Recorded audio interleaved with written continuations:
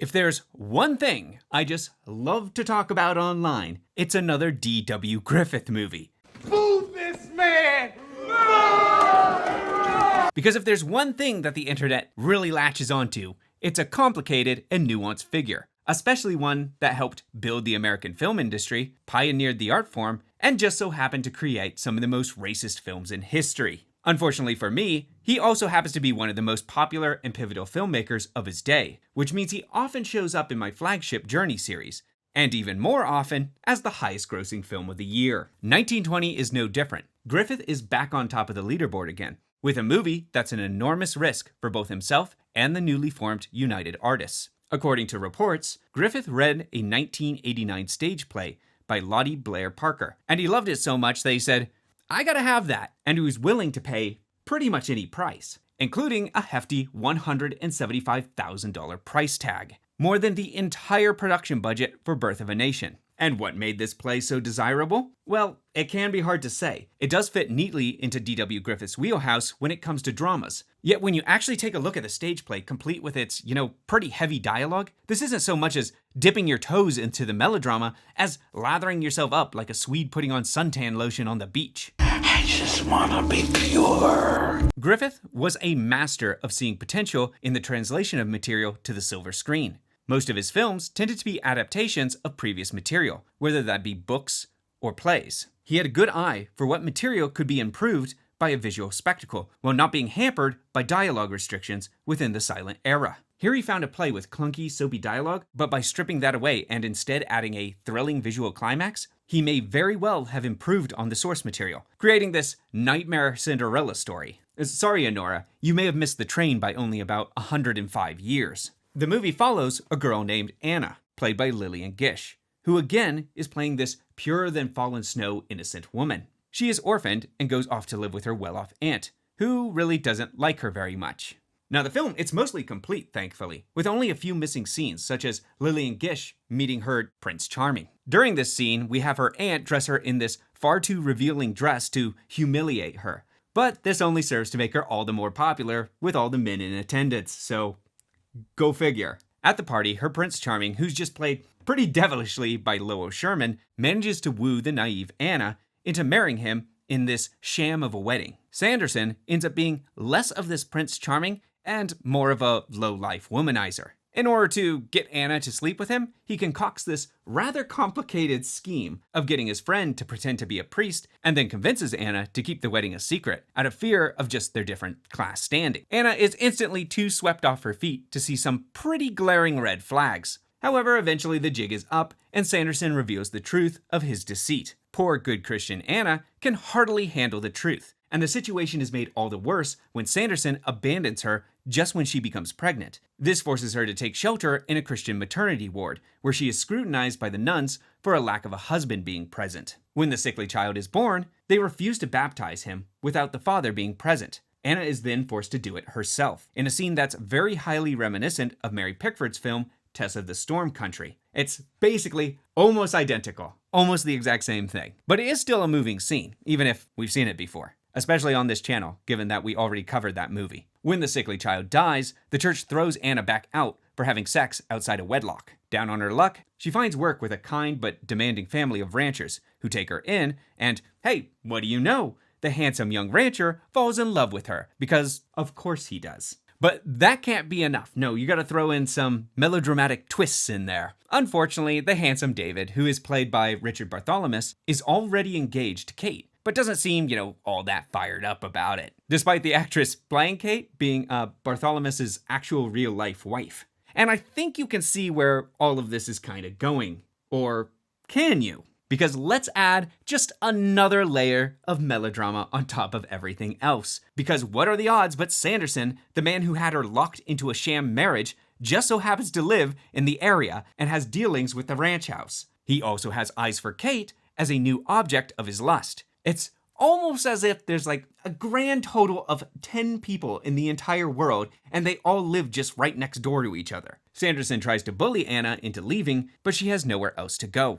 Around this time, David proposes to her, but she rejects him because she doesn't want to mislead him into thinking that she is a virgin. But you may be asking here, what about poor little Kate, the girl he's betrothed to?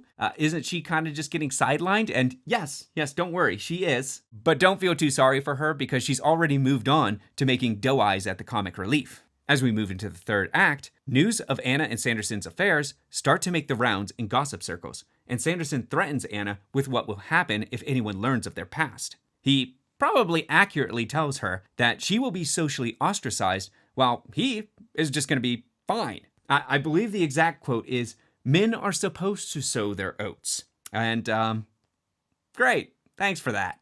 He demands that she finally leaves the ranch or things are going to get a little awkward for them. And frankly, no, screw you, you move. And despite her best attempts to keep their past as completely locked down in secret, the gossip does reach the ranch owners, and the father is furious to hear of a child out of wedlock. Now, this is where the film really is at its strongest. Yes, it is heavy in that melodrama, but Parker's original script laid the groundwork for a great critique on the dual expectations of men and women within society at this time. A double standard that could easily ruin a woman's life, while men, they could just kind of, dust themselves off and easily recover. Lillian Gish may be portraying a familiar character, but she is giving one of her best performances as a young woman who is kind of pushed down over and over and over and has to keep picking herself back up, constantly faced by the past evils of her abuser and seeing him on a day-to-day basis. It is the story of innocence stripped away and the attempt to navigate the minefield of modern-day decorum. And Lois Sherman here gets full marks as being just equally great as this despicable villain who feels no remorse outside of trying to keep his reputation clean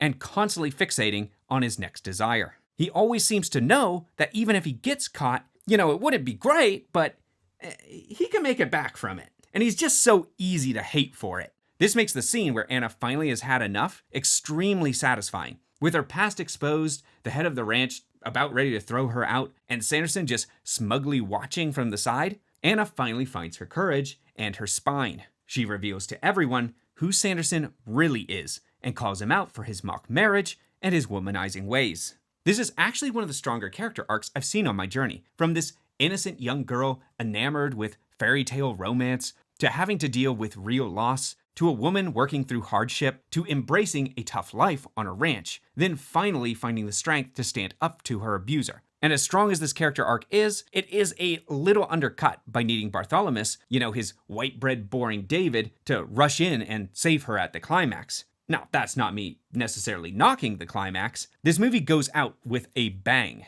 Remember how I said Griffith is known for his epic scale? Even here, where it's mostly been this tame melodrama, he still finds a way to showcase it. Anna runs off into a blizzard and becomes lost in the wilderness. There is no CGI here, no camera trickery. Griffith quite literally waited for a real-life blizzard and then shot the entire scene in it. So when we see poor Lillian Gish freezing her butt off with frost in her hair and eyelashes coated over in ice, yeah, that's almost certainly real. Anna just unluckily falls unconscious on a piece of ice that breaks off and starts to go down a rapid river. It's all, admittedly, a little over the top. But you can't deny some of the finest effects work and stunts that the silent cinema could deliver. David jumping from iceberg to iceberg, trying to just reach her before she goes over the waterfall, snatching her from death just at the last possible moment, just imagining the cheers of the crowd in an otherwise silent theater with a piano player, I guess. And to be honest, I really was kind of at the edge of my seat. In this era, tragedies were much more popular than they even are today, and it would not have been a stretch to see the movie conclude with this downer ending. Fortunately, though, Anna survives, and Sanderson apologizes to her. Aw, look at that, guys. Look, he said he was sorry. Yes, I heard him all right. He said he was sorry.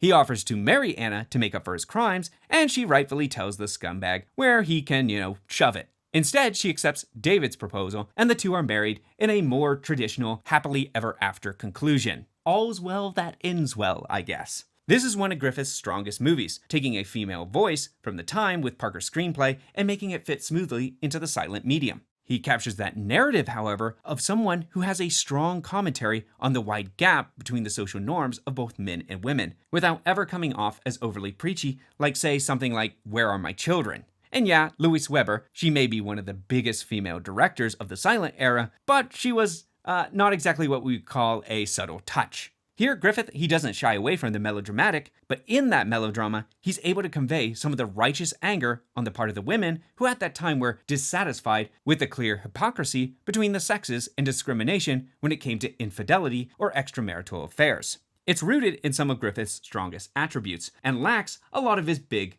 weaknesses, namely, a lot of racial controversy, just when he decides he's going to be as racist as you can possibly be. It's an earnest movie that really lets his talent have their chance to shine, and his actors really were willing to put it all on the line, their body and health, for that final conclusion, with some reports of Lillian Gish getting mild frostbite in the sub-freezing temperatures. The movie would go on to become a smash hit of the 1920s. Despite the bloated budget caused by the purchase of the story rights, it would make $4 million at the box office, which made it one of the most viewed movies of the entire silent era. It would also be one of the last major hits for Griffith. Though he would continue to make well-received movies, he would never again experience the same heights of Birth of a Nation, Intolerance, or Way Down East at the box office.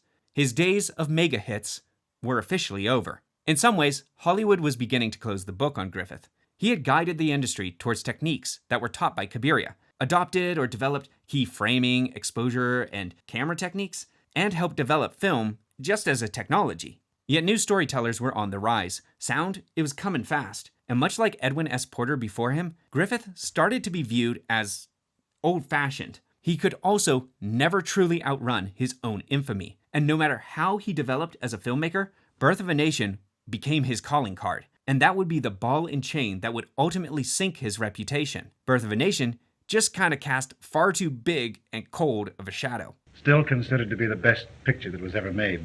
Thank Make you feel proud.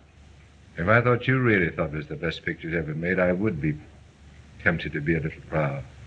Yet, between his big epics, there's these little dramas like these. Stuff like Broken Blossoms, True Heart Susie, and Way Down East, that show his true talent for the craft and his ability to capture smaller scale and touching character pieces, removed from any epic grandstanding or, just the mire of controversy. Unfortunately, those little movies are never going to be Griffith's legacy. He will always be tied to his first and biggest hit. And that's all I have for Way Down East, the highest grossing film of 1920. If you like this video, please give it a like and subscribe. There is much more historical film flashbacks and modern movie analysis on the way. Until next time, please, as always, keep those reels turning. Thank you.